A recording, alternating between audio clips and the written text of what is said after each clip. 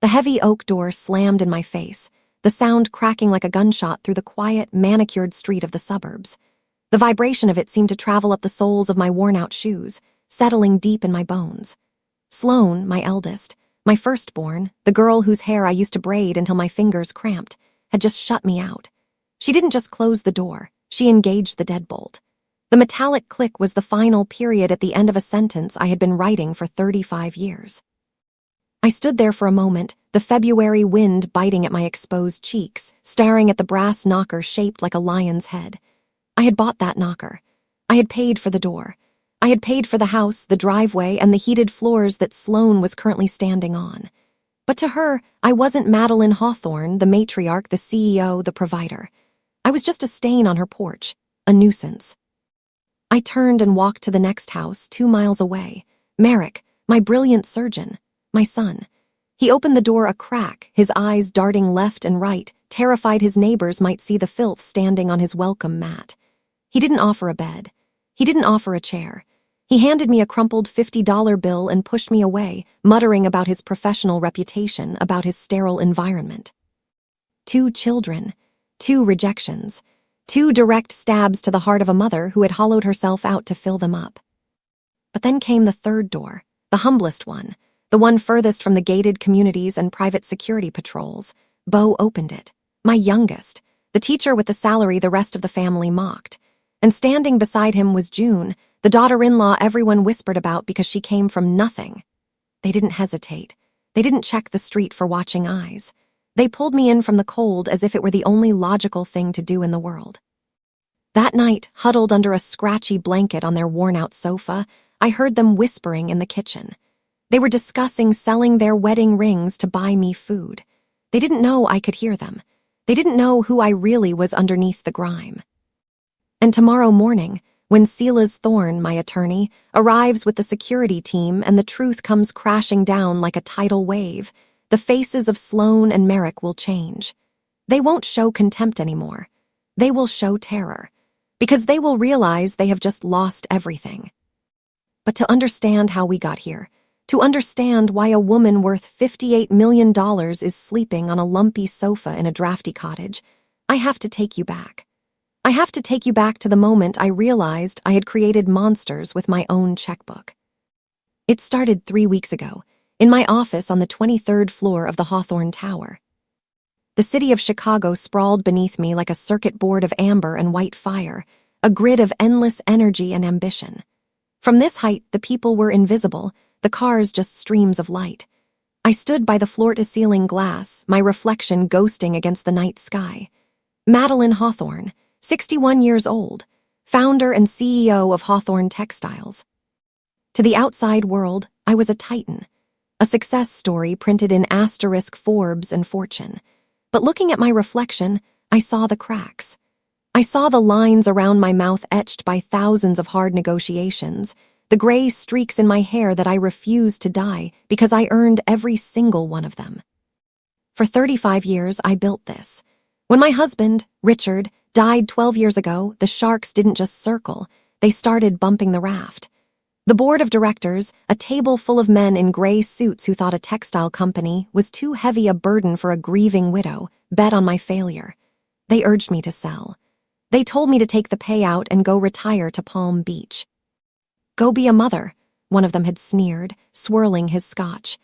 This industry requires a killer instinct, Madeline. I didn't crumble, I calcified. I worked 18-hour days. I learned the weave count of every fabric, the supply chain logistics from Mumbai to Milan, the chemical composition of our dyes. I flew to factories in the dead of winter and negotiated with union leaders who wouldn't look me in the eye. I swallowed humiliations that would have broken a lesser person. And I didn't just keep the company afloat, I multiplied it by 5. Hawthorne Textiles now supplied the fabric for 3 of the largest clothing chains on the continent. And why did I do it? Why did I miss school plays and anniversary dinners? Why did I let my marriage with Richard become a partnership of logistics before he died? For them, for Sloane, for Merrick, for Bo. I wanted to give them the life I never had. I grew up knowing the sharp, gnawing bite of hunger. I knew what it was like to tape cardboard over the holes in my shoes. I swore my children would never know that fear. Sloane went to boarding school in Switzerland. I paid for an MBA that cost more than my first house. Merrick went to Johns Hopkins, then Harvard Med. I invested nearly $500,000 in his education alone. Even Beau, my sweet, confusing Beau, who insisted on a state university to become a history teacher. I set him up with trust funds, cars, connections. Every time they called, I opened the checkbook. A problem with a landlord? Check. A car accident? Check. A business idea that failed? Check. I became a walking, breathing ATM. I thought I was giving them freedom. I didn't realize I was robbing them of their character. That Tuesday, the realization hit me like a physical blow. I was sitting at my mahogany desk, the only light coming from the green banker's lamp and the glow of the city. I had the quarterly financial reports for the company on one side and my personal ledger on the other. My phone buzzed. It was Sloane. I answered, expecting a hello, a how are you? Mom, Sloane's voice was sharp, tinny through the speaker. No greeting. I need you to authorize a transfer. The contractor is being a total nightmare about the kitchen. I rubbed my temples. Sloane, we just renovated your kitchen 2 years ago. It's pristine. It's *dated *, Mom, she sighed, the sound of exasperation clear. The countertops are granite. Nobody does granite anymore, it's all about quartzite now. And the white is too sterile. I need a warmer tone. It's ruining the feng shui of the whole downstairs. I can't host the charity gala like this. How much? I asked, my voice flat. 100,000. That includes the custom cabinetry imported from Italy. I need it by tomorrow, or we lose the shipping window. $100,000, because the stone was the wrong shade of white. I'll see what I can do, I said. Great, thanks. Love you, bye. Click. 10 minutes later, the phone buzzed again. Merrick. Mother, he said. He always called me Mother when he wanted something. I'm in a bit of a bind. A golden opportunity just landed in my lap. Crypto-adjacent tech startup. My buddy from the club says it's going to 10x in 3 months. Merrick, you're a surgeon, not a venture capitalist. You lost 50,000 on that NFT project last year. That was a market fluctuation, he snapped, his tone arrogant. This is a sure thing. I just need 70,000 to get in on the ground floor. I need the liquidity by close of business. 70,000, I repeated. Have you asked your wife? I'm asking you. Look, do you want me to be successful or not? I'm trying to build a legacy here. A legacy, with my money. I'll wire it, I whispered. Excellent, you're the best. Click. I sat in the silence for an hour, staring at the phone. It felt heavy, like a loaded gun. 2 calls. $170,000 demanded in under 20 minutes. Not a single question about my life. Not a single inquiry about the biopsy results I was waiting for, results they didn't even know I had gone to get because they never asked. Then, the phone buzzed a 3rd time. I stared at the screen, Beau asterisk. My finger hovered over the decline button. I didn't think I could take another request.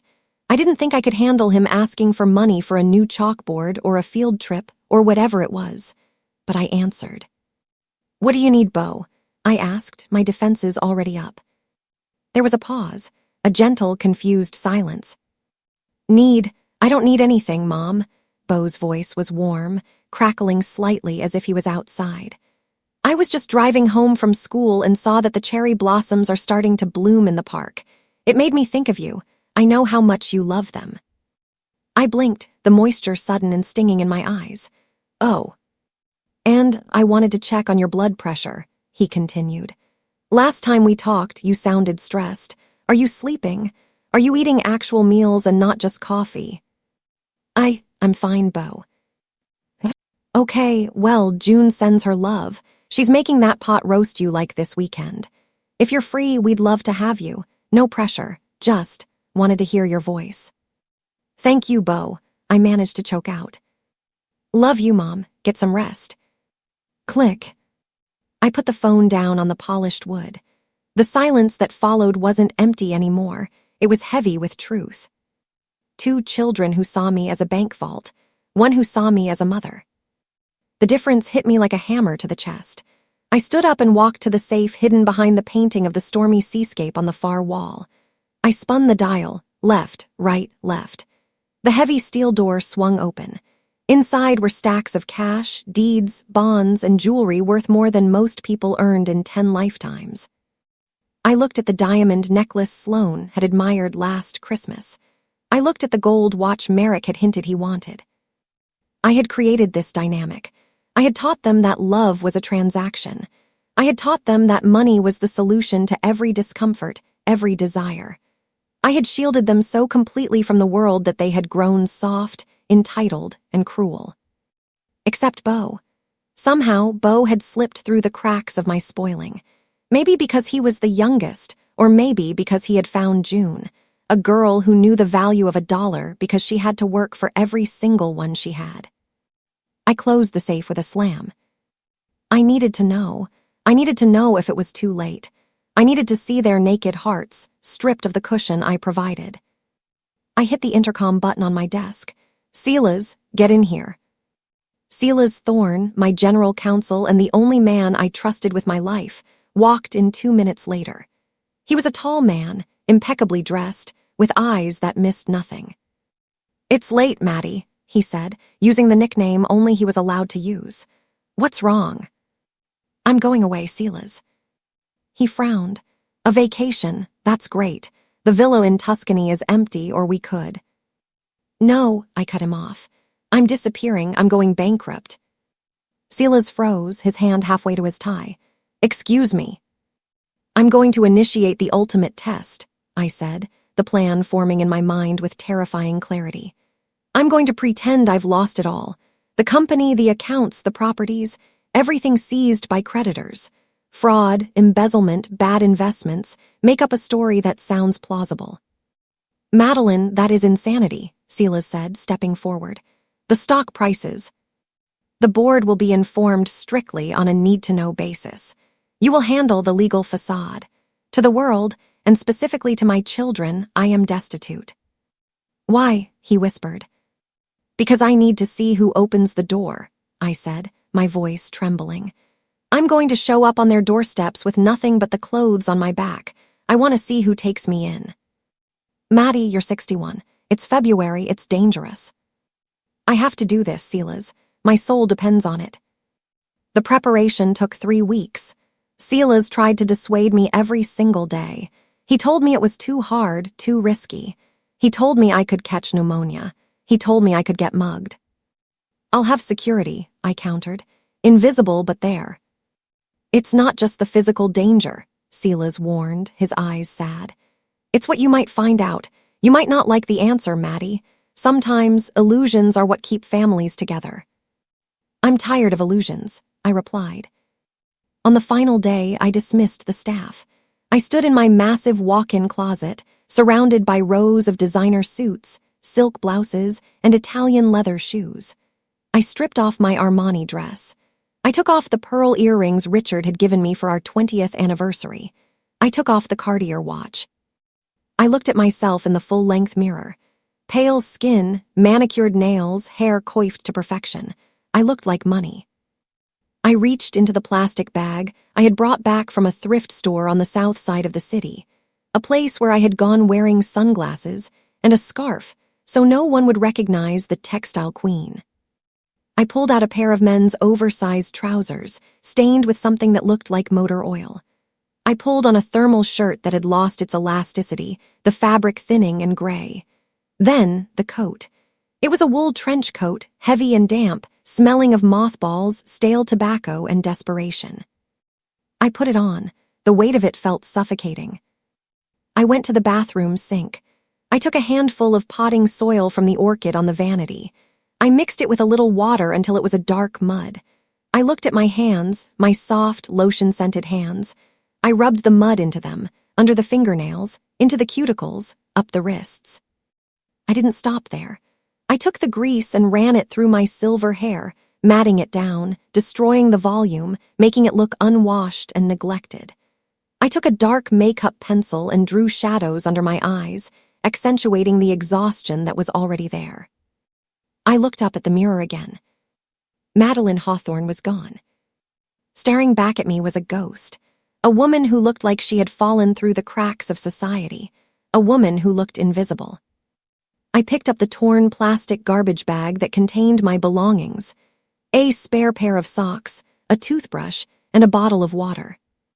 I walked out to the living room where Silas was waiting. When he saw me, he actually flinched. He took a step back, his face pale. "My God, Maddie," he whispered. "Do I look the part?" I asked. My voice sounded different, rougher. "You look tragic." "Good." He handed me a small, cheap burner phone. "Speed dial 1 is me. Speed dial 2 is the head of the security team. They will be in a black SUV, 2 blocks back at all times. If anyone touches you, if you feel faint, if it gets too cold, you call. Promise me." "I won't call, Silas. This has to be real." "Promise me," he insisted, gripping my arm. "I promise I will call if I am in mortal danger, but not for discomfort, not for heartbreaks." We took the service elevator down. The descent felt like sinking into the ocean. With every floor we passed, I was leaving my life behind. The luxury, the power, the safety. The elevator doors opened into the alley behind the tower. The wind hit me instantly, a physical slap of February chill that cut right through the moth-eaten coat. The security detail was there, hidden in the shadows of the loading dock. Silas walked me to the edge of the pavement.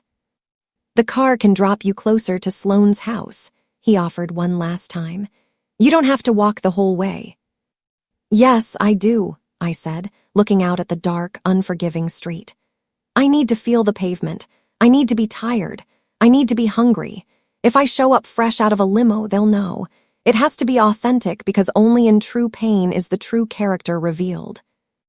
I adjusted the plastic bag in my grip.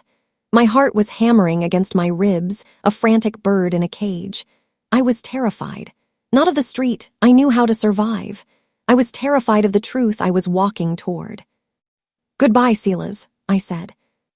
"Good luck, Maddie," he replied, his voice thick with emotion. I stepped off the curb. The cold water of a puddle soaked immediately into the peeling soles of the second-hand shoes I was wearing.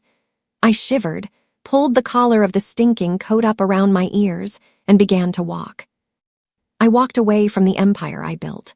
I walked away from the woman I was. I walked toward the children I had raised, hopping, praying that somewhere beneath the money I had suffocated them with, there was still a pulse of humanity left. The first mile was the hardest. Every instinct screamed at me to turn back, to run to the warmth of the penthouse. But I kept putting one foot in front of the other. The city lights blurred into streaks of neon. The sounds of the night, sirens, shouting, the rumble of trains, became my soundtrack. I was alone. For the first time in 35 years, I was completely, utterly alone, and the test had begun. The first night, I left the warmth of the penthouse, the silk sheets, and the panoramic view of the illuminated city behind me. I took the service elevator down 23 floors and stepped out into the alleyway. The February cold didn't just greet me, it assaulted me.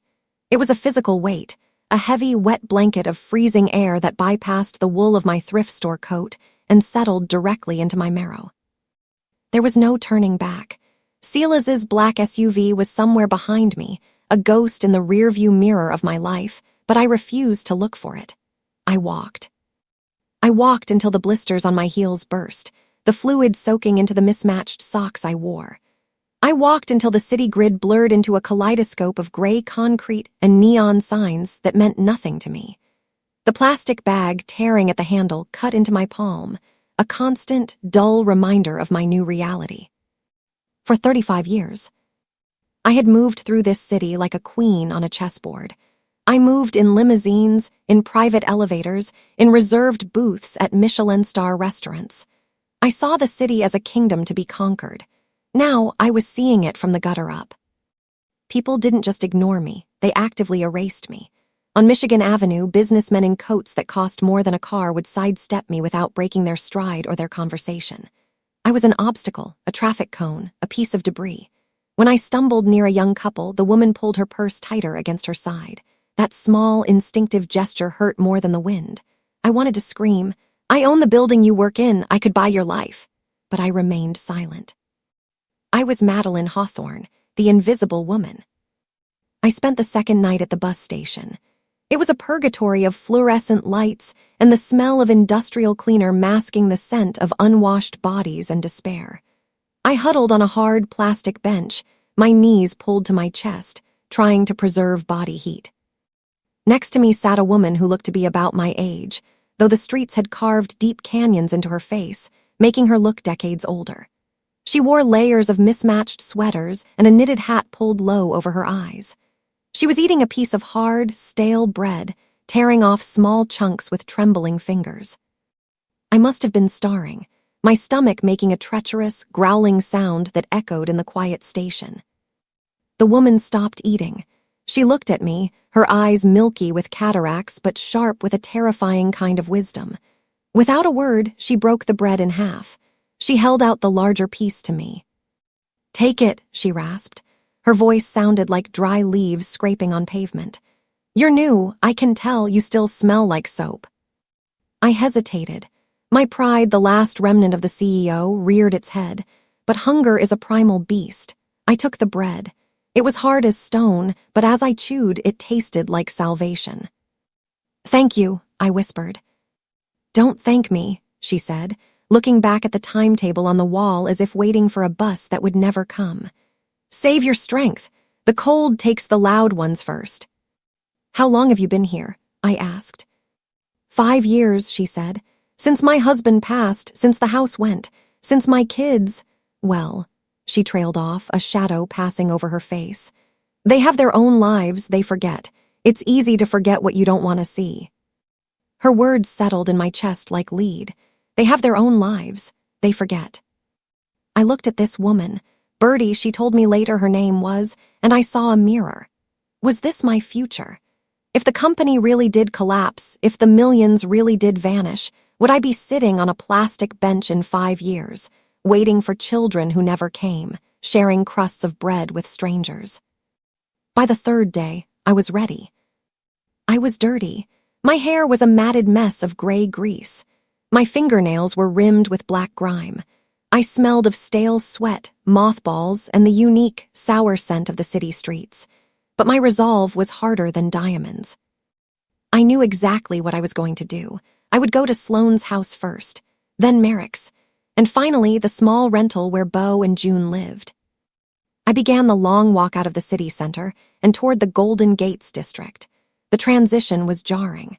The noise and chaos of the city faded, replaced by the eerie, manicured silence of extreme wealth. The sidewalks here were clean enough to eat off of. The trees were pruned with millimeter precision. Security cameras blinked from the corners of high stone walls like unblinking eyes. Sloane's mansion sat at the end of a cul-de-sac, shining like an obscene jewel.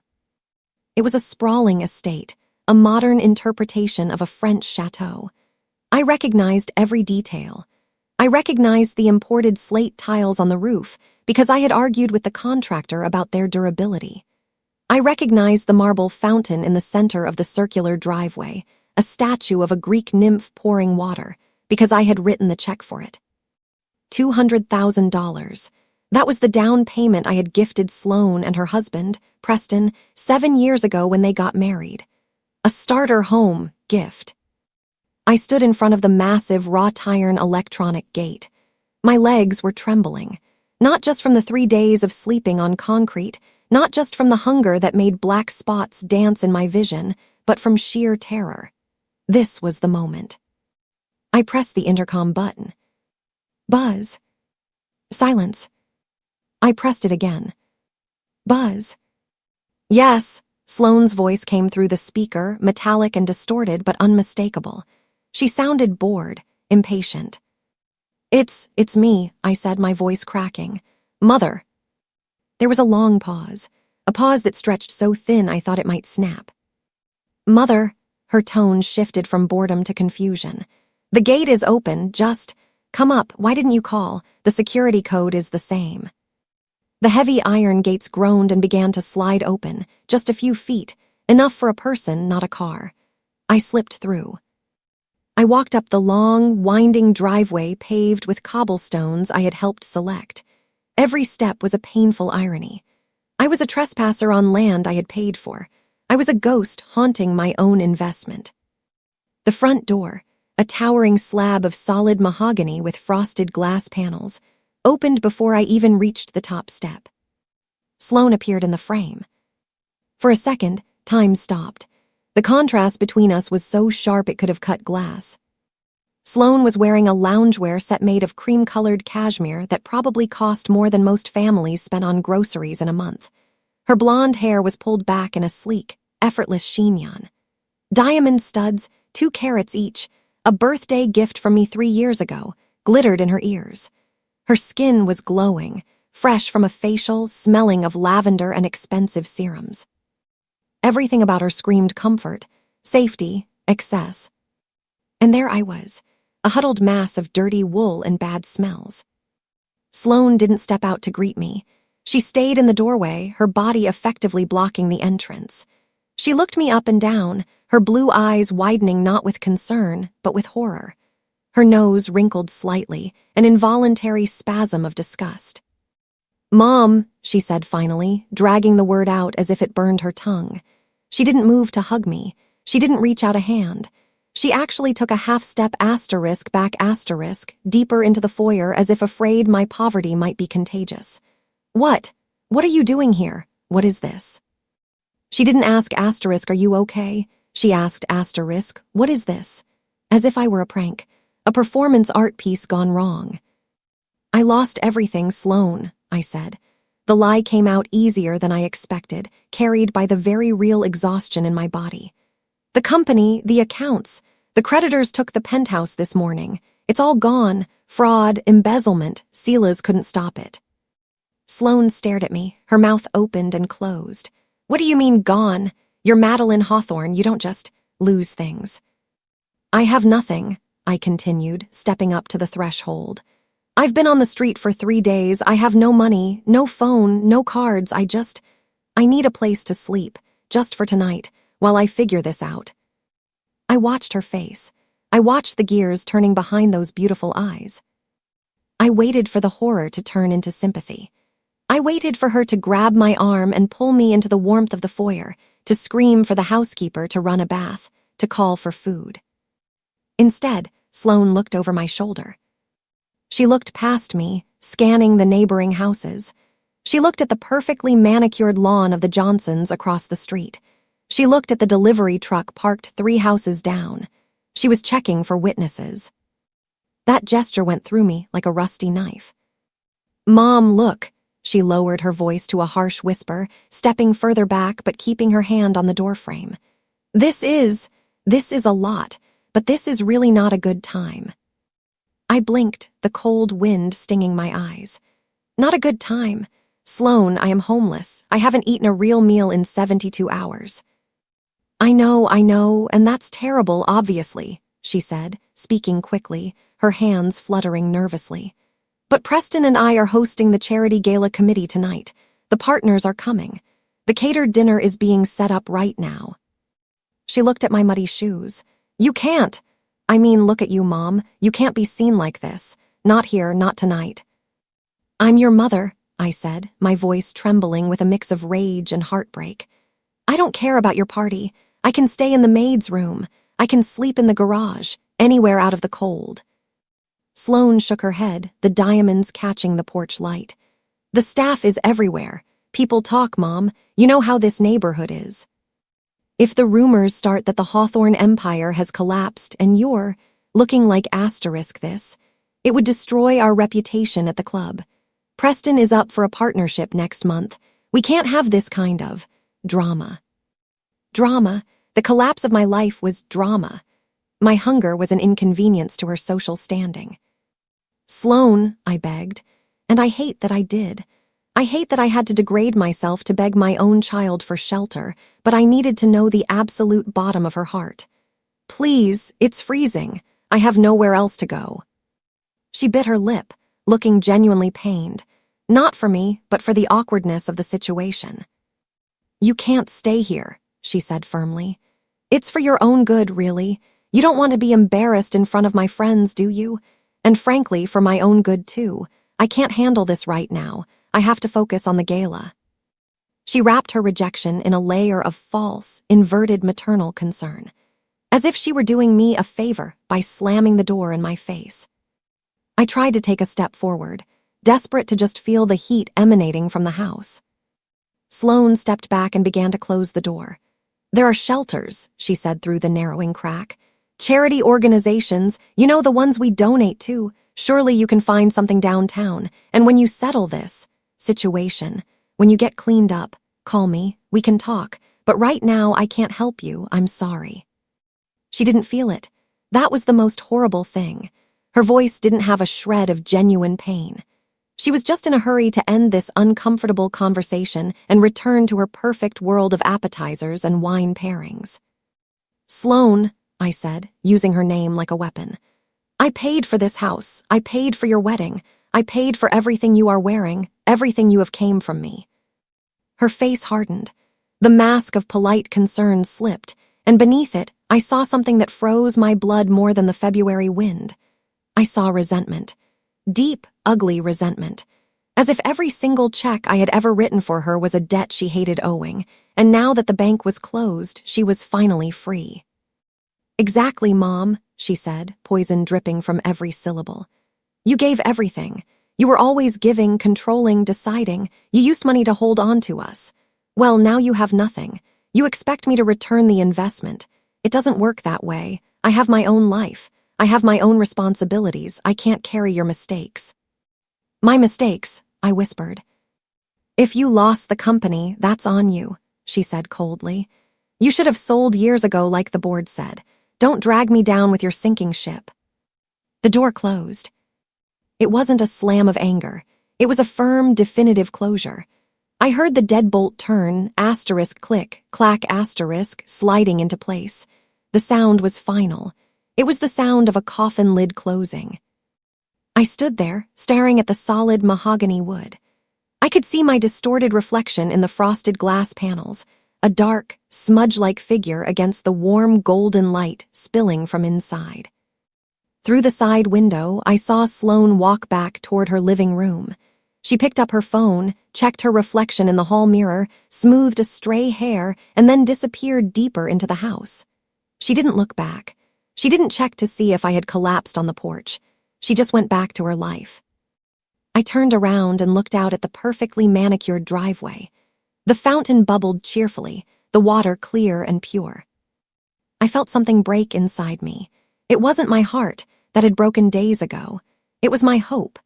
The daughter I raised, the little girl who used to cry when her goldfish died, the teenager who swore she would never be like the fake girls at school. She didn't exist. She had been consumed by the very lifestyle I had worked myself to death to provide for her. I was empty. I felt lighter in a terrifying way, as if a part of my soul had been amputated and left on the other side of that mahogany door. I walked down the stone steps. My feet were numb. I walked past the fountain I paid for, down the driveway I paid for, and squeezed back through the crack in the iron gate. I was back on the street. The wind howled through the trees, mocking me. 1 down, 2 to go. I pulled the collar of my stinking coat up around my neck and turned my face toward the west, toward the sleek, modern glass box where my son, Dr. Merrick Hawthorne, lived. Surely, I thought, surely the boy whose life I saved a dozen times would be different. Surely the healer, the man who swore an oath to help the suffering, would have a heart. I started walking. 2 miles to Merrick's, 2 miles to find out if I had any children left at all. The 2 miles between Sloane's French chateau and Merrick's architectural fortress felt less like a walk and more like a descent into a physical hell. My feet, encased in the cheap, stiff shoes I'd bought at the thrift store, were no longer just hurting. They were screaming. I could feel the warm, sticky slick of blood in my left sock where a blister had burst, the raw skin rubbing against the coarse fabric with every step. My body, fueled only by half a slice of stale bread in 3 days, was beginning to shut down. Black spots danced in my peripheral vision, pulsating in time with the thumping of my heart. The wind had picked up, howling through the manicured trees of the suburbs, cutting through the thin wool of my coat. But the cold outside was nothing compared to the chill spreading from my chest. Sloane, the name echoed in my mind with the rhythm of my footsteps. Sloane closed the door. Sloane closed the door. I forced myself to keep moving. I had to get to Merrick. As I walked, the pain in my legs triggered a memory, sharp and vivid, from 20 years ago. It was 3:00 a.m., the kitchen of our old house. Merrick was sitting at the island, his head in his hands, surrounded by stacks of biology textbooks that looked like towers of bricks. He was weeping, a soft, panicked sound. He was failing organic chemistry. He was going to lose his scholarship. He was going to fail out before he even began. I remembered putting my hand on his shoulder. I remembered the heat of his anxiety. "I can't do it, Mom," he had sobbed. "The books. I need the new editions. The diagrams are different, but they're $500 each." I didn't have $500. The business was in a cash flow drought. Richard was sick. But I didn't tell Merrick that. I didn't let him feel the weight of our reality. "I'll handle it," I had told him. The next morning, I took the sapphire earrings Richard had given me for my 30th birthday, my favorite pieces of jewelry, and I sold them to a pawn shop on State Street. I got $800. I bought the books. I bought him a new calculator. I made him a pot of coffee strong enough to wake the dead, and I sat up with him until dawn, quizzing him on carbon bonds even though I barely understood the words I was reading. I sacrificed my sleep, my treasures, and my peace of mind so he could become Dr. Merrick Hawthorne. Now, walking toward his house with bleeding feet, I wondered if he remembered that night. I wondered if the hands that now performed triple bypass surgeries remembered the hands that had held them when they were shaking with fear. I turned the corner, and there it was. Merrick's house didn't look like a home. It looked like a surgical instrument. It was a stark, imposing structure of glass, steel, and concrete. Sharp angles jutted out into the night sky. There were no flower beds, no soft curves, no welcoming porch. The lawn was a flat sheet of green, unnatural under the landscape lighting. The entire house glowed with a cold, blue-white light, exposing the interior like an X-ray. It was minimalist, expensive, and utterly sterile. It was Merrick in building form. I walked up the concrete path. There was no gate here, just a camera mounted on a steel pole that swiveled to track my movement. I kept my head down, fighting the dizziness that threatened to topple me over. I reached the front door, a massive slab of frosted glass and steel. I pressed the doorbell. It didn't buzz, it chimed a single, low electronic note. I waited. Unlike at Sloane's, the response was almost immediate. Merrick was efficient in everything he did. The door swung open silently on well-oiled hinges. Merrick stood there. He was wearing navy blue scrubs, likely having just come home from a shift or preparing for an early one. He held a tablet in one hand. His glasses caught the light, hiding his eyes for a moment. "Yes," he asked, his voice clipped. He didn't look up from the tablet immediately. He treated the interruption like a nurse asking a redundant question during a procedure. Then he looked up. His eyes scanned me. He didn't recoil in disgust like Sloane. He didn't gasp, he assessed. His gaze moved from my matted hair to my dirty coat, down to my trembling hands, and finally to my ruined shoes. It was a clinical scan. He was triaging me. "Mother," he said. The word lacked all warmth. It was a label, a biological fact, not an endearment. "What happened to you?" For a split second, a foolish, desperate hope flared in my chest. He sounded observant. Maybe he saw the medical distress I was in. Maybe the doctor would kick in. "Merrick," I croaked. My throat was so dry it hurt to speak. Can I come in?" He frowned. He took a step forward, not to help me, but to look past me. He scanned the street left and right, checking the perimeter. "Come in quickly," he said, ushering me into the foyer. "Don't stand under the light." I stepped inside. The foyer was vast and echoed with the sound of my breathing. The floor was polished concrete, heated, but it felt cold to the eye. The walls were white. The art was abstract and severe. It smelled of ozone and expensive air filtration. Merrick closed the door immediately and locked it. He didn't invite me further into the living room. He kept me on the concrete mat by the door, establishing a quarantine zone. "What is this?" he asked, crossing his arms. "Where have you been? You smell like fuel and garbage." "I lost it all, Merrick," I said, leaning against the wall for support. The heat of the house was making me lightheaded. "The business, the assets, everything. I've been on the street for 3 days." Merrick stared at me. He didn't blink. I could practically see his brain working, processing the data. He wasn't thinking about my suffering. He was calculating the blast radius. "Bankrupt," he said, his voice flat. "That's statistically improbable given the last quarterly reports you showed me." "Fraud," I lied, the word tasting like ash. "Embezzlement. It collapsed overnight. Silas couldn't stop it." He let out a long, tired sigh. It was the sound a parent makes at a disobedient child, or a doctor makes at a patient who refuses to stop smoking. "And you came here," he stated.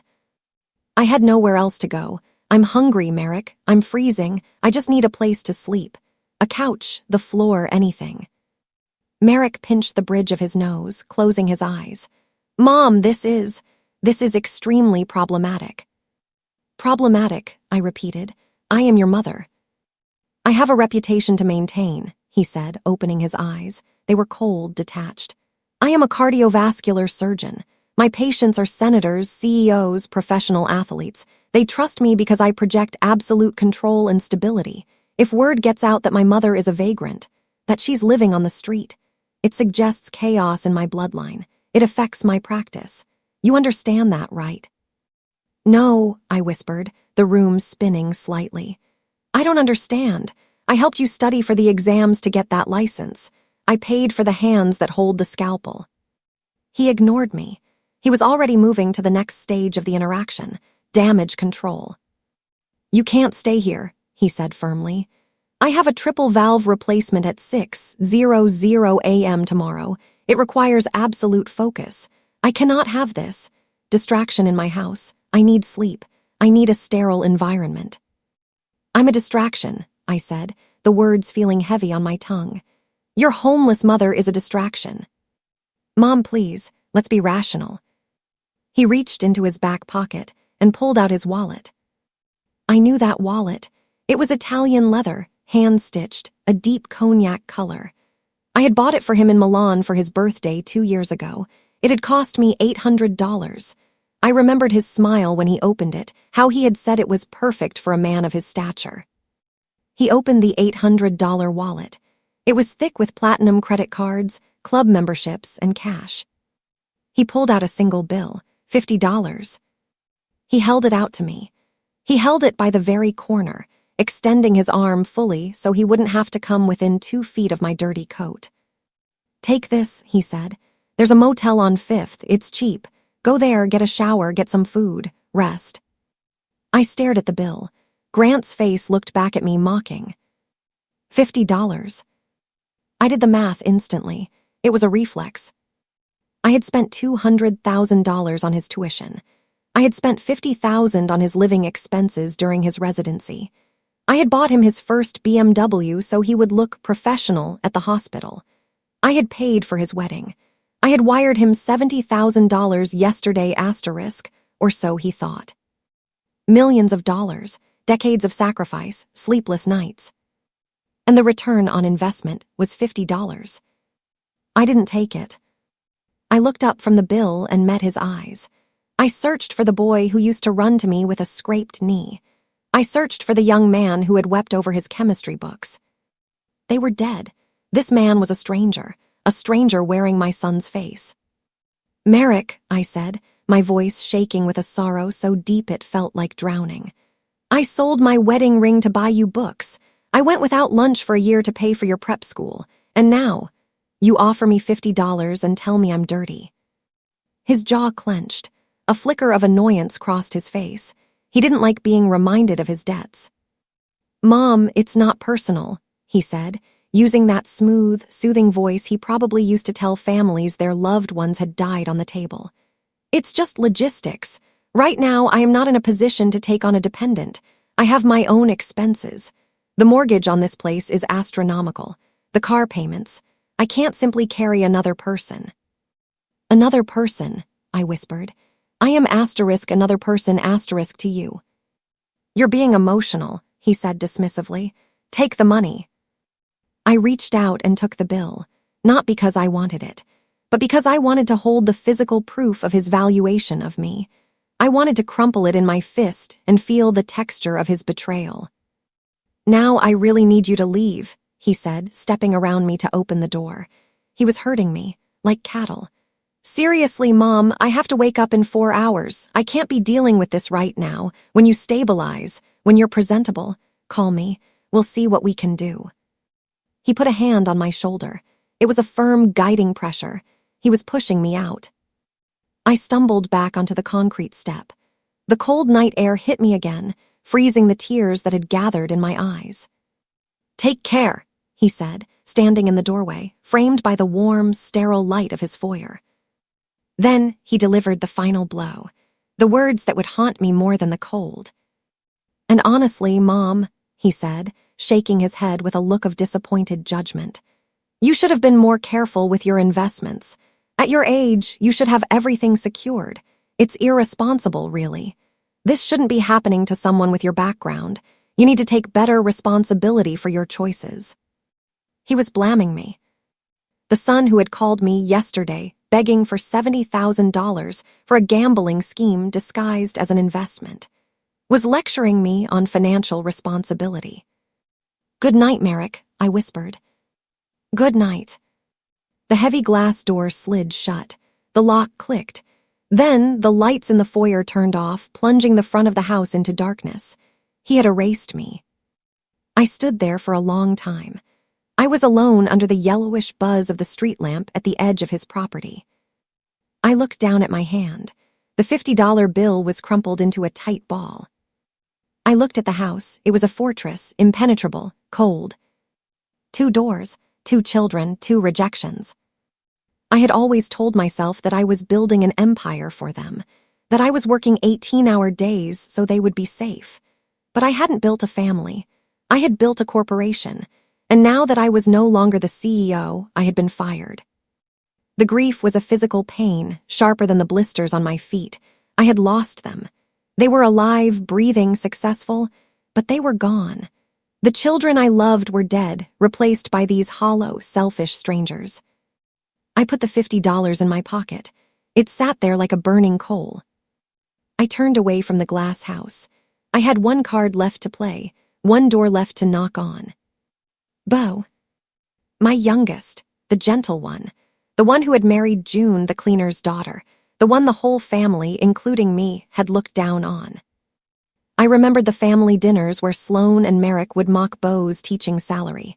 Those who can't do, teach, Merrick would joke, sipping wine I paid for. And I, God help me, I had laughed. I had let them make him feel small because I, too, was disappointed he hadn't chosen a power career.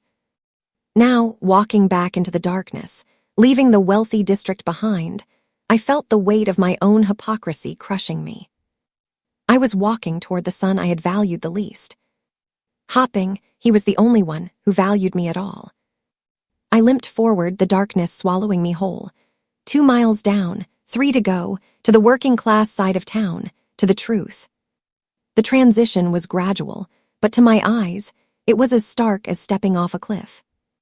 I left the manicured silence of the Golden Gates district, where the street lamps cast a soft, golden glow designed to flatter the architecture. I walked for another hour, crossing the invisible boundary line that separated the haves from the have-nots. The sidewalks here were cracked, pushing up jagged teeth where tree roots had won the battle against concrete. The houses shrank. The looming chateaus and glass boxes were replaced by small, single-story bungalows and cottages huddled together for warmth. There were no security patrols here, just rusted chain-link fences, tricycles left on porches, and the occasional bark of a dog that wasn't a purebred. As I walked down Maple Street, a knot of shame began to tighten in my stomach, heavier than the hunger. This was where Beau lived. This was where June lived. June. I had to confess the truth to myself in the darkness of this walk. I had despised her. Not openly, Madeline Hawthorne was never crass, but with the quiet, devastating politeness of the elite.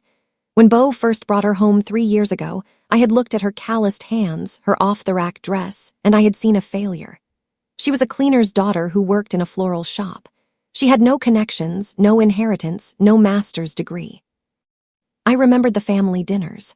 Sloane would talk about her trips to Gstaad, and Merrick would discuss his stock portfolio.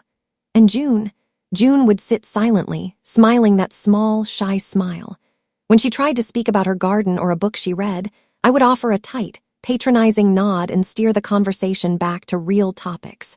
I had made her feel small. I had made her feel like a temporary mistake Beau would eventually correct.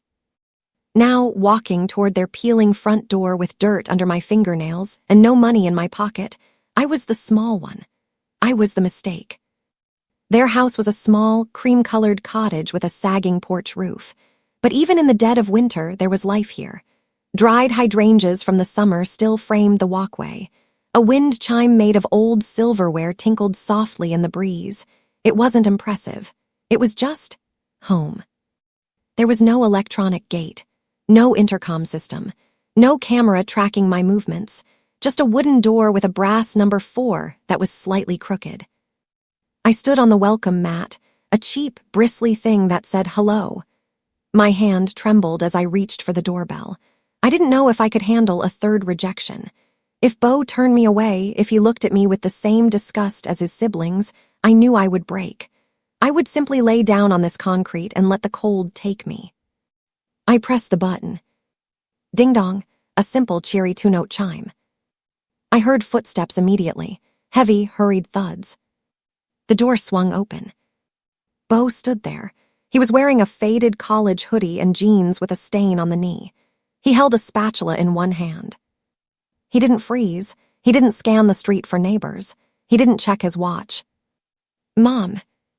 The word was a breath, an exhale of pure shock. Beau, I rasped. Oh my God, June, come quick. He dropped the spatula. It clattered onto the floor, but he didn't care. He stepped out onto the porch in his socks, indifferent to the freezing wet concrete, and grabbed my arms. His grip was firm, desperate. Mom, what happened? You're freezing, you're shaking. I lost. I tried to start my rehearsed speech, the one about bankruptcy and fraud, but my teeth were chattering so hard I couldn't form the words.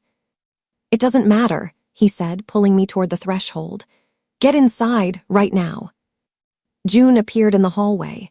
She was wiping her hands on a dish towel, her hair pulled back in a messy ponytail.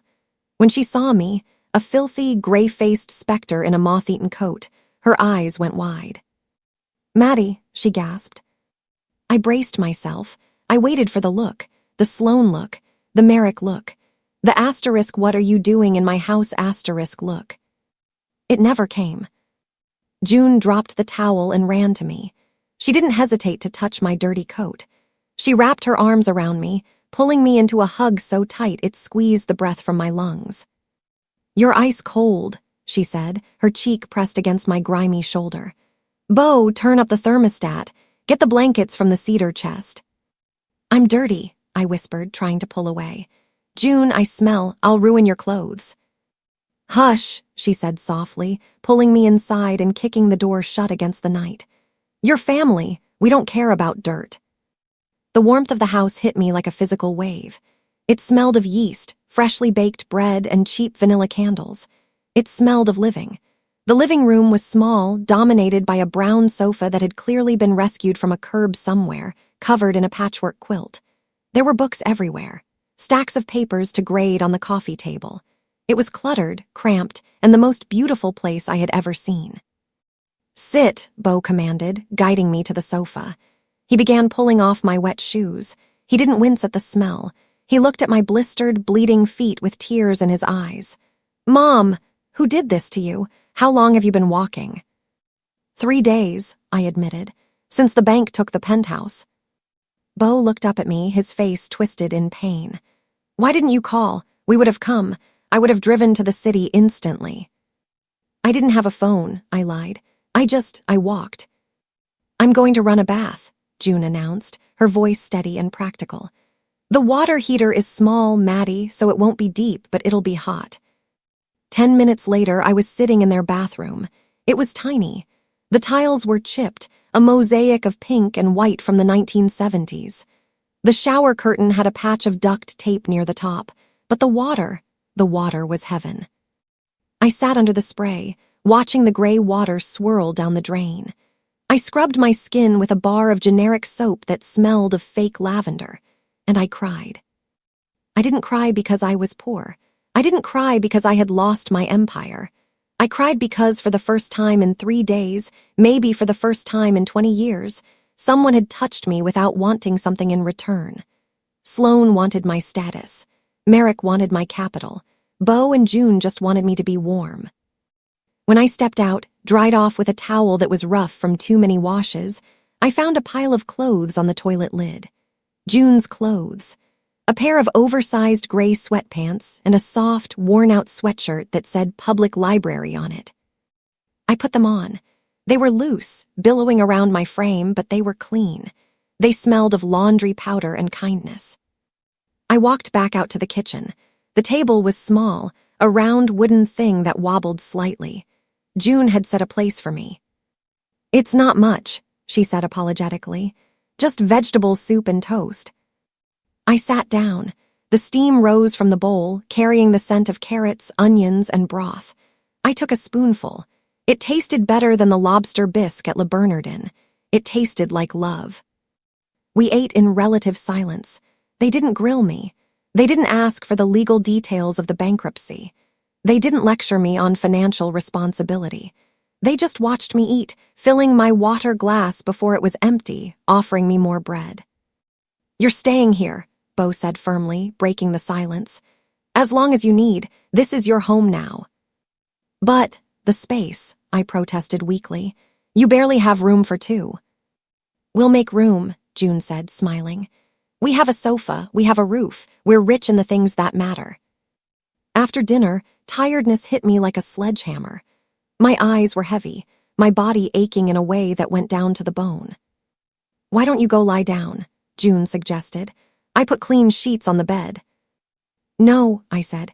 "I can't take your bed, I'll sleep on the sofa." "Mom," Bo said, using his teacher voice. "You are sleeping in the bed. June and I are young. Our backs can handle the sofa. End of discussion." I was too weak to argue. I went into their bedroom, a small square room dominated by a double bed and a dresser with peeling paint. I lay down on top of the quilt, just for a moment, I told myself. I heard the door click shut, but the latch didn't catch fully. It drifted open a fraction of an inch. Through the thin drywall of the hallway, I could hear them moving in the kitchen.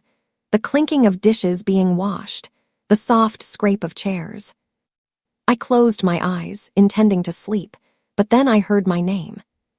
"What are we going to do, Bo?" June's voice was a whisper, but in the small house it carried. "The grocery money is gone."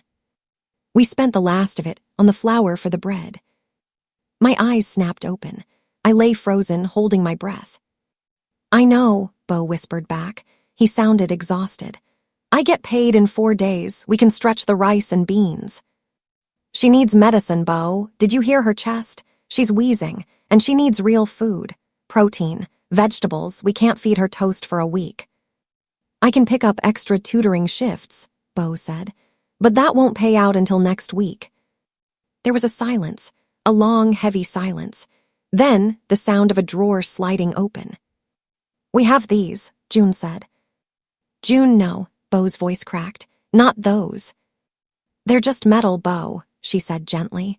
"They're just symbols. We don't need rings to know we're married." My heart stopped beating. I stared at the ceiling, at a water stain shaped like a cloud. They were talking about their wedding rings. I knew those rings. They were simple gold bands, thin and unadorned. They had cost $300 for the set. I remembered scoffing when I saw them, thinking they looked cheap. I remembered comparing them to the 3-carat solitaire Sloane wore.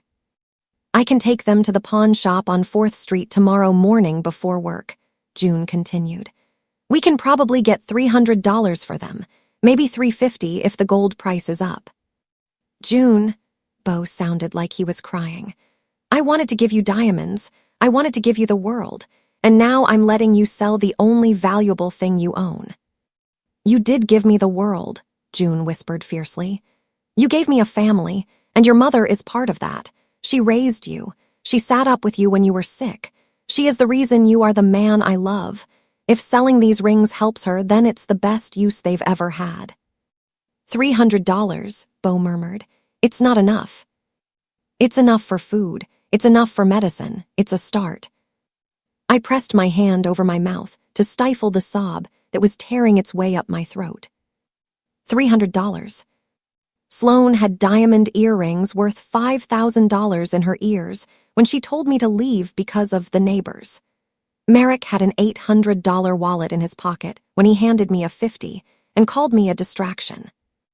And here were Bo and June, discussing selling the symbols of their eternal love for $300 just to buy me soup and medicine. "I love you," Bo whispered. "God, I love you so much." "I love you too," June replied. "Now help me dry these dishes. We need to be quiet so Maddie can sleep." I turned my face into the pillow, a pillow that smelled of sunshine and cheap fabric softener, and I let the tears come. They were hot and fast. I lay there in the dark, surrounded by the poverty I had judged them for. I looked at the peeling paint on the dresser. I looked at the worn rug on the floor. And I realized, with a clarity that was blinding, that I was in the presence of royalty. This tiny, drafty house was a palace, and I was the beggar who had finally been let in. My bank account said I was worth $58 million. But lying there, listening to my son and his wife settle onto a lumpy sofa in the other room so I could have their bed, I knew the truth. I had been poor my whole life. I had been destitute of what really mattered. Until tonight. I closed my eyes, clutching the duvet with my clean hands, and for the first time in 35 years, I fell asleep feeling safe. Not because of a security system or a gated community, but because I was loved. The dawn came slowly, a gray, reluctant light filtering through the thin curtains of the bedroom. I lay there for a moment, disoriented by the smell of old lavender and the unfamiliar dip in the mattress. Then, the memory of the night before rushed back, the soup, the bath, the conversation about the wedding rings. I sat up, careful not to make the springs squeak. The digital clock on the bedside table read 5:48 a.m. I felt a profound sense of guilt. I was sleeping in a bed, warm and supported, while the two people who had nothing were sleeping on a sofa that had seen better decades. I swung my legs out of bed. The floorboards were freezing, sending a jolt up my spine that woke me fully. I crept out of the bedroom and into the small living room. The sight that greeted me broke my heart all over again. Bo and June were asleep on the sofa. It was a love seat barely big enough for two people to sit, let alone sleep. They had contorted themselves into a human puzzle to fit. Bo was sitting up slightly, his head lolled back at an agonizing angle against the wall, his mouth slightly open. One of his long legs was dangling off the edge, his foot resting on the cold rug. June was curled into a tight ball, her head resting on his chest, her legs tucked up underneath her. Even in sleep, even in discomfort, their hands were clasped together. I stood in the doorway, clutching the oversized public library sweatshirt around me, watching them. This was love. Not the grand, performative gestures Sloane and Merrick posted on Instagram, the giant bouquets, the anniversary trips to Cabo. This was love in the trenches. This was sacrifice. I moved silently to the kitchen. I needed to do something for them, even if it was just boiling water. The kitchen was a study in scarcity. I opened the cabinet. A half-empty bag of generic coffee grounds, a jar of sugar that was mostly clumps. No fancy espresso machine, no French press, just a drip coffee maker that looked like it had survived a war. I brewed a pot. The smell of cheap coffee filled the small house, acrid, burnt, but oddly comforting. I found 3 mugs. One was chipped at the rim. One had a faded picture of a cat. One was plain white. I set them out on the wobbly table. "Maddie." I turned. June was standing in the doorway of the kitchen. She looked exhausted. There were dark circles under her eyes, and her hair was a chaotic halo of frizz. She was wearing a thick robe that had been washed so many times the terry cloth was balding in patches. "I didn't mean to wake you," I whispered. I couldn't sleep. It's okay, she said, rubbing her face. She walked over, her socks sliding on the linoleum. The sofa isn't exactly the Ritz. My back usually gives up around 6 anyway. She didn't complain. She just stated it as a fact of life. I poured her a mug of coffee. Here, it's hot. She took it with both hands, letting the steam warm her face. She took a sip and sighed. Oh, that saves my life, thank you. We stood there in the quiet kitchen for a moment. The refrigerator hummed, a rattling sound that kicked on and off. June looked at me over the rim of her mug. Her eyes, usually soft and brown, were sharp this morning. Alert. There was an intelligence there that I had ignored for years because it didn't come with a diploma from Yale. Maddie, she said slowly, can I ask you something? And you don't have to answer if you don't want to. My heart skipped a beat. Of course. How did you lose it? She asked. I told you, I said, reverting to my script. The creditors, fraud, the market shifted and… No, June interrupted gently. She set the mug down on the table. I know the script, but… You're Madeline Hawthorne. I've read about you. You built an empire from a single loom in a basement. You're the woman who negotiated down the price of cotton in India during a monsoon. You don't just lose everything in a weekend without a fight. I gripped my mug tighter. Disasters happen, June. They do, she agreed. She looked down at my hands. But your hands, they're dirty, yes, you put dirt on them, but underneath, the skin is soft. You haven't been working manual labor. And your shoes, they're men's shoes. They don't fit you. You wouldn't have run out of the penthouse in men's shoes. She stepped closer. Her voice wasn't accusatory, it was curious, probing. And then there's the fact that you walked here, she continued. You walked past a police station on 5th Street. If you were really in trouble, if you were really being evicted illegally, you would have gone there. You would have called a lawyer. You wouldn't have walked 10 miles in the snow to sleep on a couch unless… She let the sentence hang in the air. Unless what? I whispered. Unless you wanted to, she said. Unless this was a choice. I stared at her. This girl, this florist who I had dismissed as simple, had deconstructed my entire charade in 5 minutes over a cup of instant coffee. You think I'm lying? I asked. I think you're testing us, June said. She said it without anger. I think you wanted to see what would happen if the money went away. I felt the blood drain from my face. And you still let me in. You still gave me your bed. You were going to sell your wedding rings, knowing it might be a lie. June shrugged, a small, sad smile playing on her lips. It didn't matter, Maddie. If you were faking it, then you were clearly in some kind of emotional crisis. A mother who has to pretend to be homeless to see if her kids love her. That's a woman who is hurting deeply. That's a woman who needs a warm bed just as much as a homeless person does. So the answer, the right thing to do, is always the same, June finished. You help family, period, whether they are bankrupt or just broken-hearted. I set my mug down because my hands were shaking too hard to hold it. The tears came back, hot and fast. This woman possessed a moral clarity that shamed me. I had underestimated her. I had underestimated everything. June, I choked out. Before I could say more, there was a groan from the living room. Beau stumbled into the kitchen, clutching his lower back, his hair sticking up in every direction. Morning, he grunted, eyes half closed. Is there coffee? I think I slept on a spring that hates me personally. He blinked, his eyes adjusting to the light, and saw my face. He saw the tears. He saw the intensity between June and me. He straightened up instantly, ignoring his back. Mom, what's wrong? Are you okay? Did we not have enough food? I can go to the store right now. No, Beau, I said, wiping my eyes. I'm not hungry. I looked at both of them. The charade had to end. I couldn't carry it for another second in the face of this kind of purity. Sit down, I said. Both of you, please. Beau looked at June, confused. June just nodded and sat. Beau pulled out a chair, looking terrified.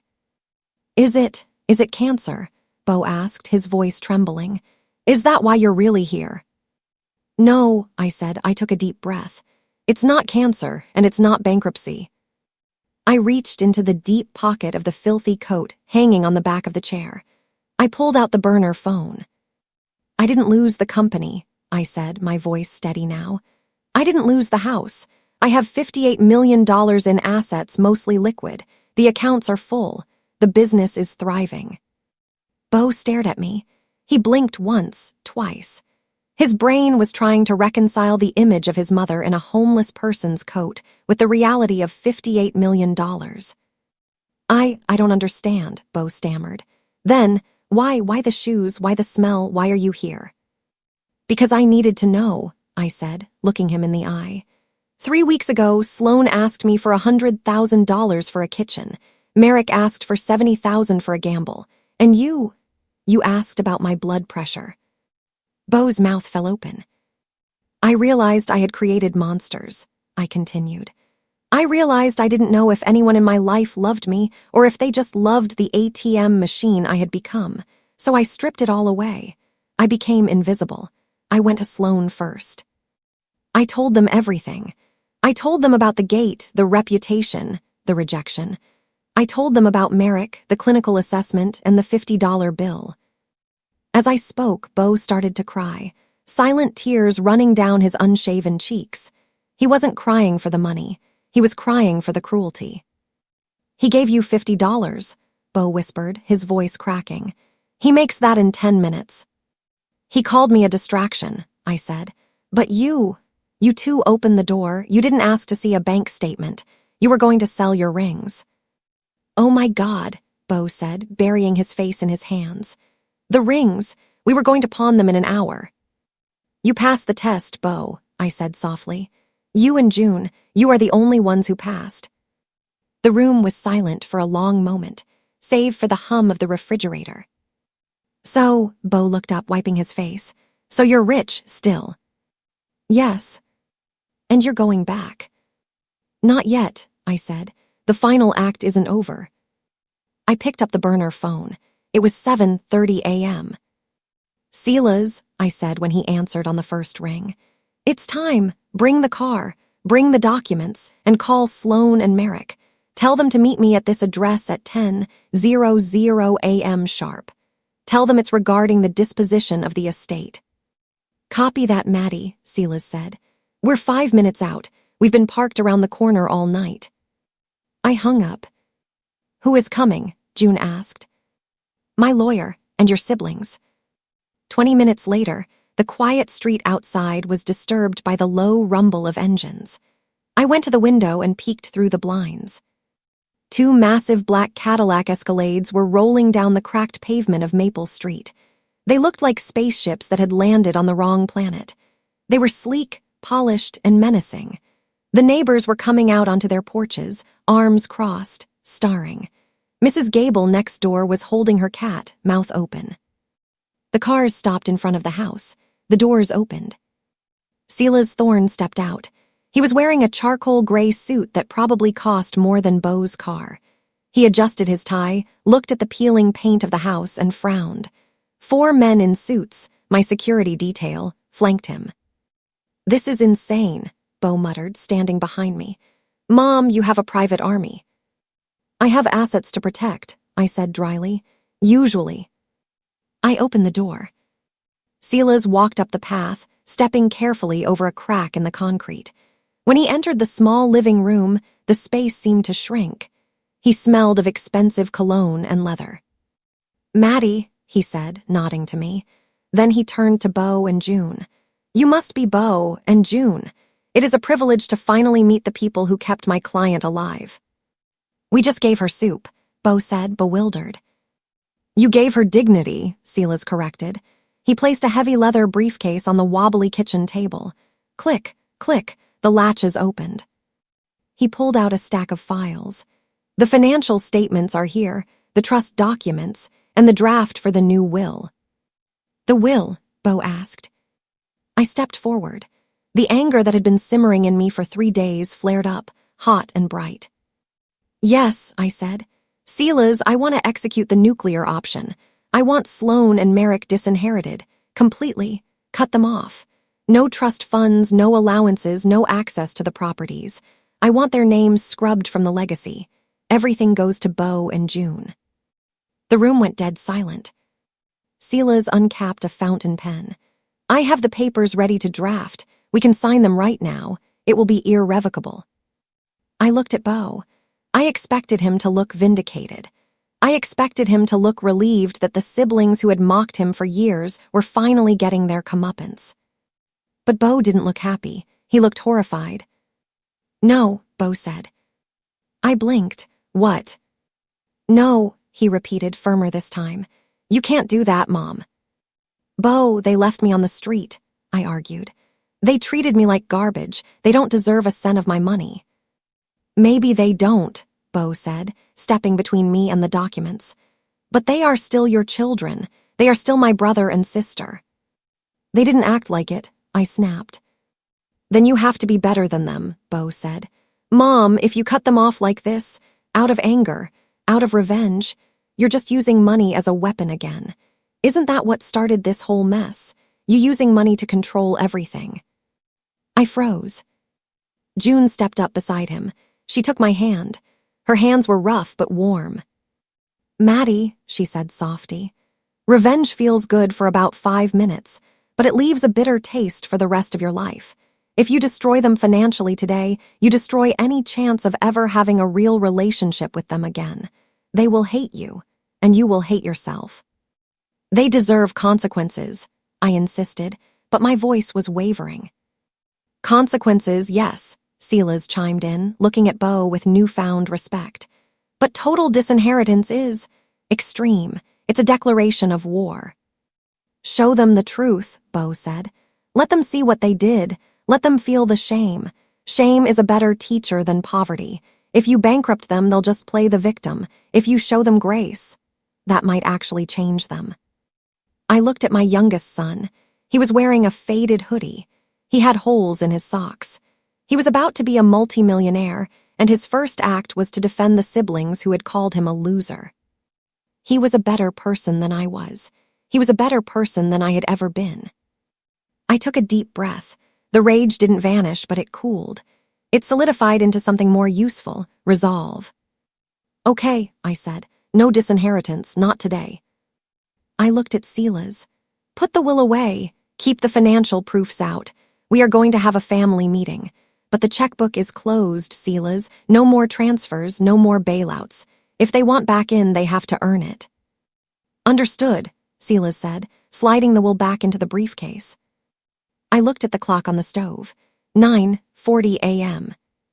"They'll be here in 20 minutes, I said. I walked to the window. I looked out at the gray street, at the dormant hydrangeas in June's garden. I was still wearing the dirty clothes. I kept them on. I wanted Sloane and Merrick to see exactly what they had rejected. I wanted them to smell the mothballs. I wanted the contrast to be blinding. We waited. The silence in the house was thick, filled with the nervous energy of a coming storm. Bo and June sat on the sofa, holding hands, their knuckles white. Silas stood by the door like a sentinel. At 9:58 a.m., a flash of white appeared at the end of the street. It was Sloane. Her white Mercedes G-Wagon looked ludicrous here, a gleaming tank of luxury navigating the potholes of Maple Street. It rolled slowly, hesitantly, as if the car itself was offended by the asphalt. Behind her, a sleek silver BMW followed, Merrick. I watched them pull up to the curb, parking awkwardly behind the black SUVs. "They're here," I whispered. I turned away from the window and faced the door. The test was over. The lesson was about to begin. The street was too narrow for their egos, and certainly too narrow for their cars.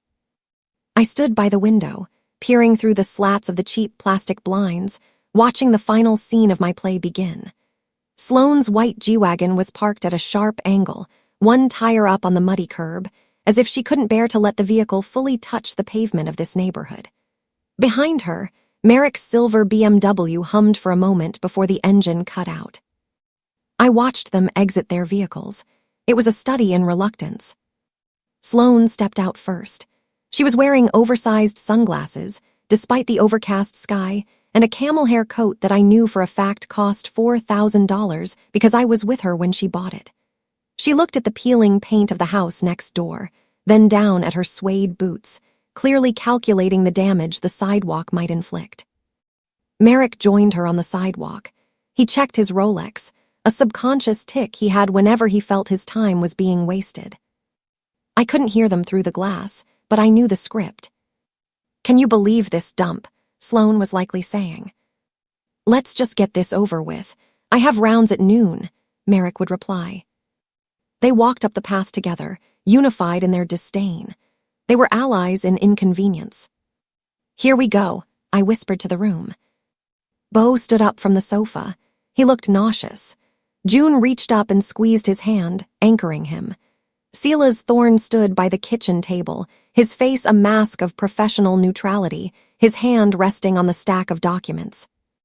Knock, knock, knock. 3 sharp, authoritative raps. "Open it, Beau," I said. Beau took a deep breath, walked to the door and pulled it open. Sloane didn't even say hello. She breezed past him, bringing a gust of expensive perfume, Chanel No. 5 and cold air, into the small, warm house. "Honestly, Beau," she started, pulling off her sunglasses, "why on earth did Mom's lawyer summon us here? It smells like—" She stopped. She had walked into the living room. She had seen the 4 large men in black suits standing against the wall, my security detail. She saw Silas Thorne, the most expensive lawyer in Chicago, standing next to a wobbly kitchen table. And then she saw me. I was sitting in the corner armchair, still wearing the moth-eaten coat, my hair still matted with grease and dirt, my face gray and gaunt. Sloane froze mid-step. Her mouth dropped open. Merrick, who had followed her in, bumped into her back. "Sloane, move, I need to." He stopped too. For 10 seconds, the only sound in the room was the hum of the refrigerator. "Mom," Sloane whispered. The word came out strangled. She looked from me to Silas, then back to me. "What? What is happening?" "Silas said he had news about the estate, we thought." "You thought I was dead?" I asked. My voice was raspy, but it held the steel of the boardroom. "Or maybe you just hoped the problem had resolved itself." No," Merrick stammered, stepping forward. He looked at my clothes, his nose wrinkling instinctively. "We thought he meant legal news, about the bankruptcy. Why are you here? Did Beau take you in?" He looked at Beau with a mix of pity and annoyance. "Well, that explains the smell." "Sit down," I commanded. It wasn't a request. It was the voice that had made union leaders sit down. It was the voice that had commanded shareholder meetings. Despite the rags, the authority was undeniable. Sloane and Merrick exchanged a glance, a flicker of confusion, and then sat on the edge of the worn sofa, as far away from Beau and June as possible. They looked like royalty forced to sit on a public bus. "You look terrible," Sloane said, unable to help herself. "Mom, really, you need a shower. This is embarrassing." "I look like what I am," I said. "Or rather, what you thought I was, a woman with nothing." I stood up slowly. My joints popped. I walked to the center of the room. 3 days ago," I began, looking directly at Sloane, "I stood at your gate. I pressed the buzzer. I told you I had lost everything. I told you I was hungry and cold." Sloane shifted uncomfortably, smoothing her coat. I didn't know it was really you. I mean, I heard the voice, but—" "You knew," I cut her off. "You knew it was me. But let's say, for the sake of argument, you thought I was a stranger. You thought I was just an old, homeless woman begging for shelter." "Exactly," Sloane seized the excuse. "A stranger? It's dangerous, Mom. You can't just open your door to people in this city. I have a security protocol. The neighbors watch everything. If I let a homeless person in, the association would have fined me. I was protecting the property." "You were protecting your reputation," I corrected. "You told me I was a situation. You told me to go to a shelter." I turned to Merrick. "And you," I said. He flinched. "You opened the door, you saw my face, you recognized me immediately." I was in shock," Merrick defended, his voice rising. "It was late, you looked manic, unstable. I'm a doctor, Mom. I have to maintain a sterile environment. I have surgeries. I can't have chaos in my home." "So you gave me $50, I said softly. The room went deadly quiet. Bo made a small sound of distress in his throat. I gave you what I had on hand, Merrick lied. I told you to go to a motel. I was trying to help you get professional resources. You have an $800 wallet, I said. You have 3 cars. You just remodeled your wine cellar. And you gave the woman who paid for your medical degree $50 and pushed her out the door because she was a distraction. Merrick's jaw clenched. It was a logical decision in the moment. It was a transaction, I said, and it was a cheap one. I looked at both of them. I had to be a stranger, I told them. I had to be dirty. I had to be repulsive. Because if I had come to you in my Chanel suit, stepping out of a limo, telling you I was bankrupt, you might have helped. But not because you loved me. You would have helped to protect the family image. You would have helped to keep the ATM working. I needed to see who you were when there was nothing left to gain. This was a trap, Sloane accused, her eyes narrowing. You set us up. That's sick, Mom. That's paranoid. It was a test, Silas interrupted. His deep baritone filled the room. And you failed.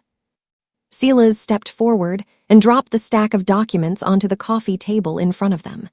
The thud echoed like a gavel strike. Allow me to clarify the financial status of Madeline Hawthorne, Silas said. Sloane looked down at the papers. She saw the bank logos. She saw the numbers. The bankruptcy was a fabrication, Silas stated. A stress test. Hawthorne Textiles is currently posting record profits for Q1. The real estate portfolio is intact. The trust funds are fully funded. He paused for effect.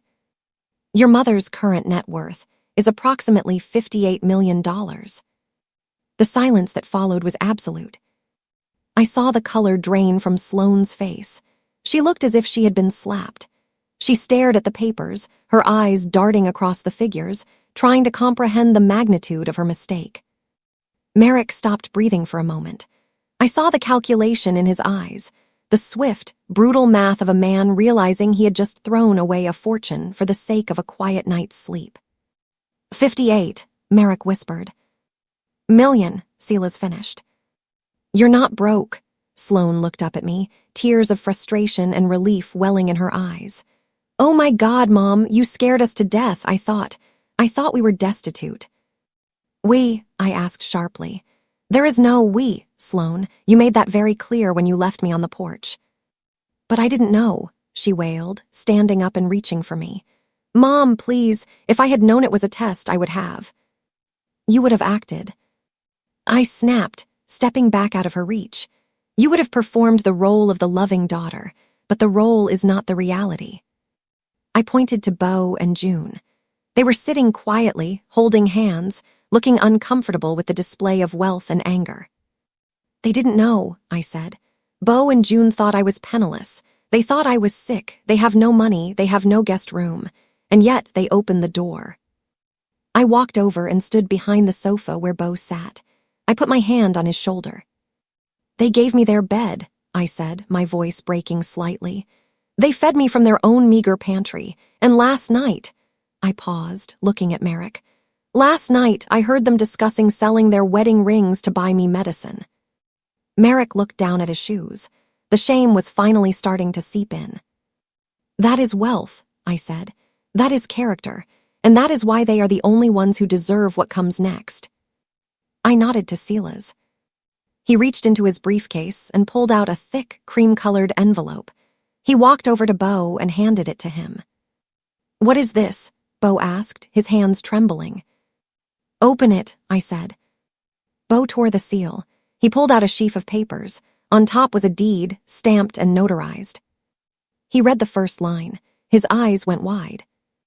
Mom, he whispered, this is the deed to the Victorian on Elm Street, the one with the wraparound porch. 3 bedrooms, I said.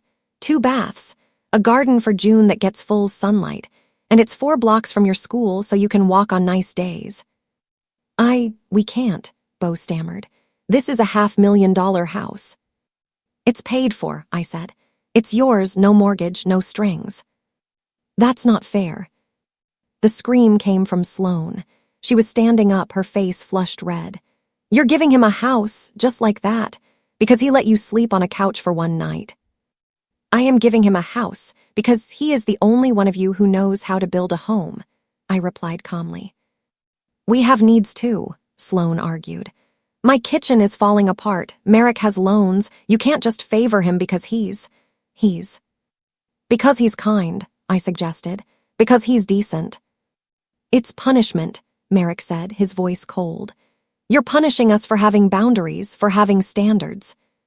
I am punishing you for having no heart, I said. But you're right, Merrick, it is a punishment, or rather a correction. I walked back to the center of the room. I felt tired. The adrenaline of the confrontation was fatting, leaving just a deep, aching sadness. Sila's has the new terms, I said. Terms, Merrick narrowed his eyes. The Bank of Mom is closed, I announced. Effective immediately, all monthly allowances are terminated. The credit cards you hold in my name have been canceled as of this morning. Sloane gasped. You can't do that. I have the gala. I have the lease on the G-Wagon. Figure it out, I said. Get a job, sell the car, I don't care. And the inheritance? Merrick asked. He went straight to the jugular. I intended to disinherit you both today, I said. I intended to write you out completely. They both went pale. The terror in their eyes was genuine now. But, I continued, looking at Beau, your brother asked for mercy. He argued that family is worth saving, even when it's broken. Sloane looked at Beau. For the first time in her life, she didn't look at him with condescension. She looked at him with shock. So you stay in the will, I said. Conditional. What conditions? Merrick asked warily. 3 things, I listed, counting on my muddy fingers.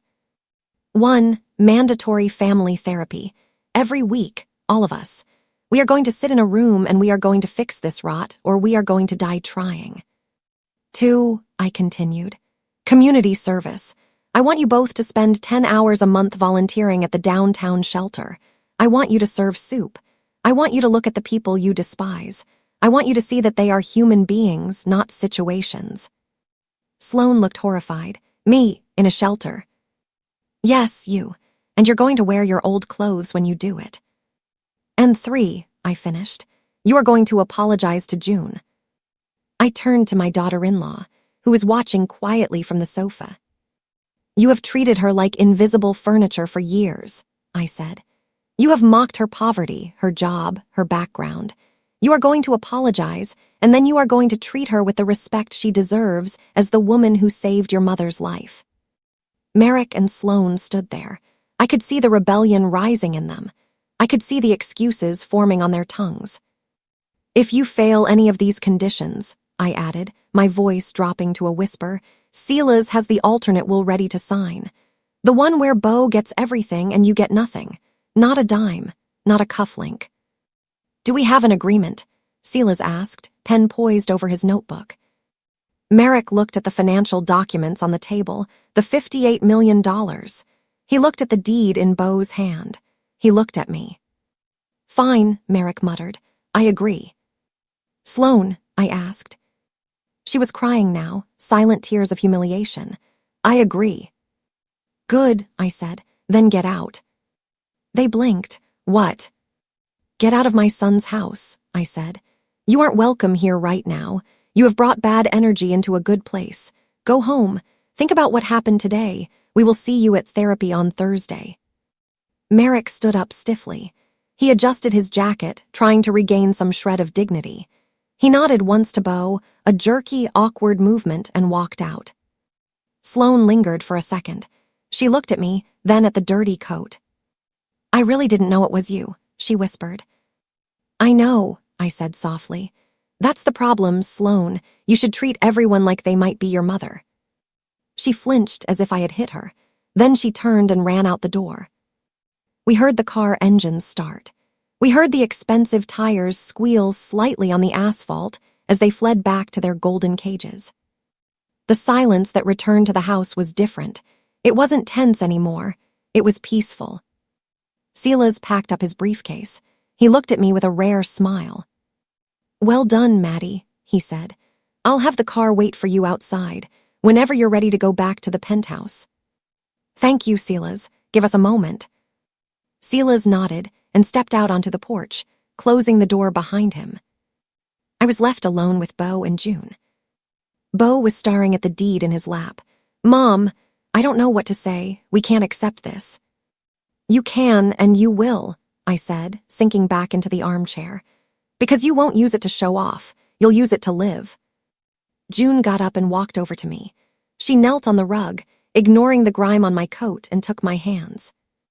Are you okay? She asked. I'm tired, I admitted. I'm so tired, June. It's over now, she said. You can go back to being Madeline Hawthorne. You can go back to the 23rd floor.